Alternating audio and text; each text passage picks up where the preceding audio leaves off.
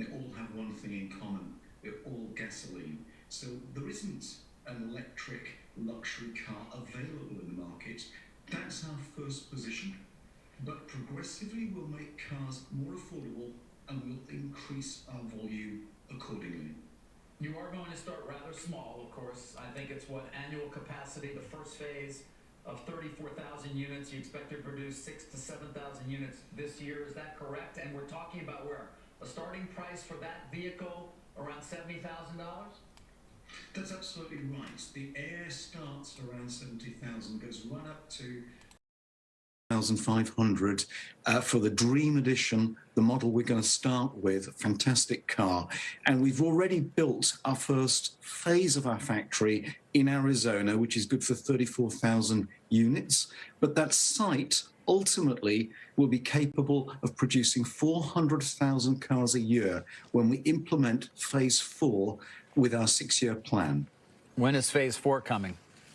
Mid-2000s. In 20s. Mid-2020. So it's a 6-year plan. Yeah. Costs a lot of money to do that. We had Yasser Al-Rumayyan on from the PIF last week discussing, of course, in part their investment, one of your significant holders. Do you have access to capital that you need in order to actually pull off all those phases? We do indeed, and the Public Investment Fund of Saudi Arabia have been great strategic partners.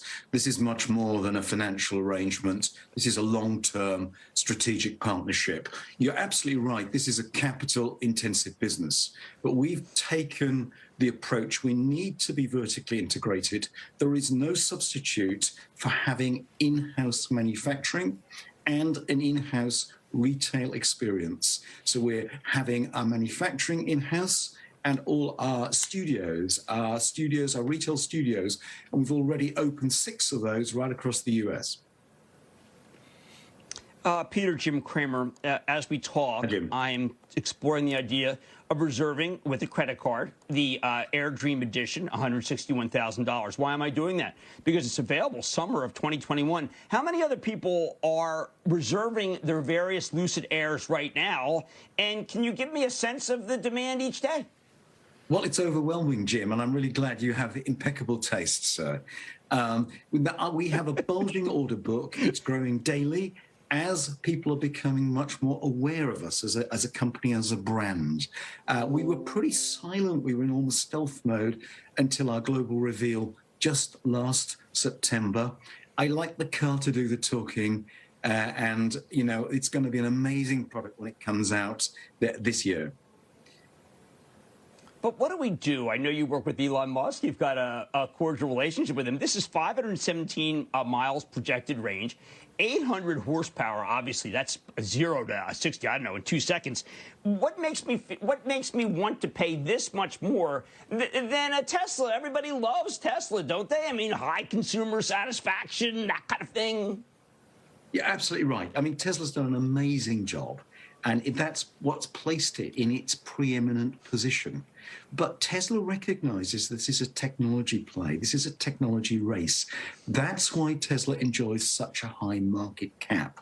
And I'm really disappointed that the traditional auto industry hasn't really taken up that baton and really compete with Tesla at the top table. Now, our car is competing overtly in the luxury space against the likes of Mercedes-Benz. So I don't really see us as a direct competitor as Tesla in the product. But it is a very valid comparison to compare us with Tesla in terms of our technology. And in a sense, Lucid is a very similar position to where Tesla was 10 years ago. Tesla had the tech. The other entries didn't. And we see today a whole phalanx of startups in the EV space. They don't have the in-house technology. That's what differentiates Lucid. In-house technology, world-class electric vehicle tech.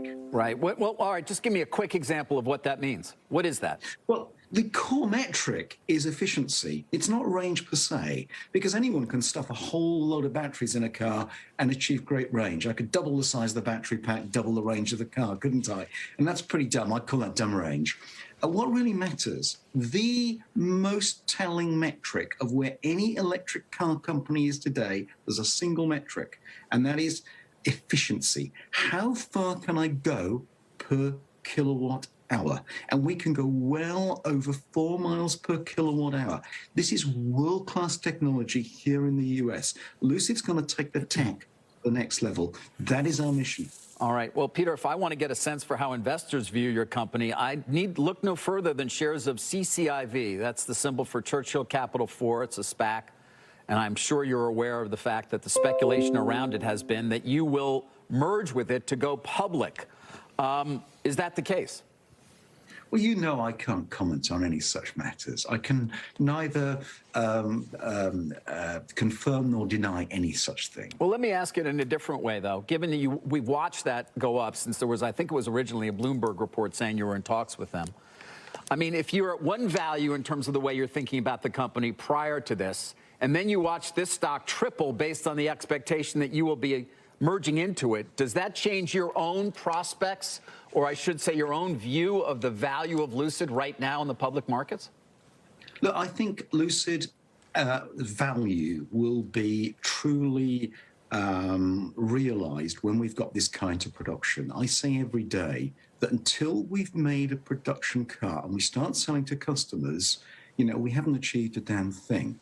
And the team back at base is working flat out now to industrialize this car as we transition from primarily an engineering, a tech, an R&D company to a phase of our growth where we become a manufacturing entity. But are you going to become a public company, either through IPO or a SPAC? I really cannot comment on that right now, as you know.